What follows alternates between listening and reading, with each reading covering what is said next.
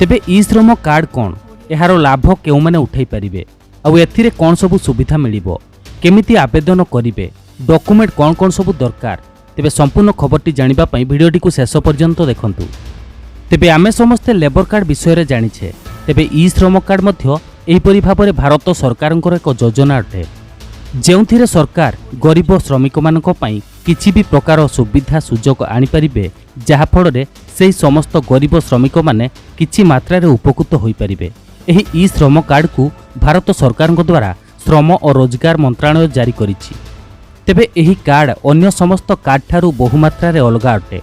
तेबे एही कार्ड रो गरीब श्रमिक माने किछि अधिक सुविधा सुजोग पाई परिबे, जहा फଳରେ सेमाने निजर दैनंदिन जीवन को बहुत मात्रा रे सरल करि परिबे। आउ सरकारଙ୍କର ଏହି पदक्षेप आगामी समय रे अनेक गरीब श्रमिक मानकु अनेक प्रकार सहायता प्रदान करिवो।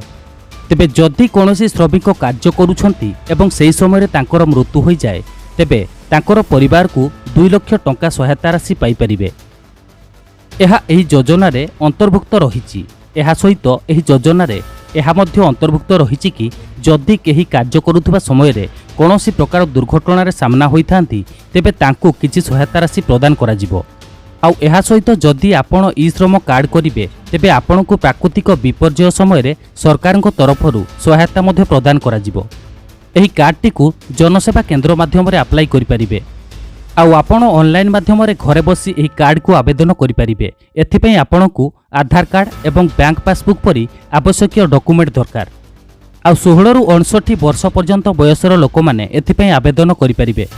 एहार वेबसाइट टी होउची register.ishram.gov.in। आउ एई वेबसाइट रे आपण घरे बसी निजे मध्य आवेदन करि परिबे।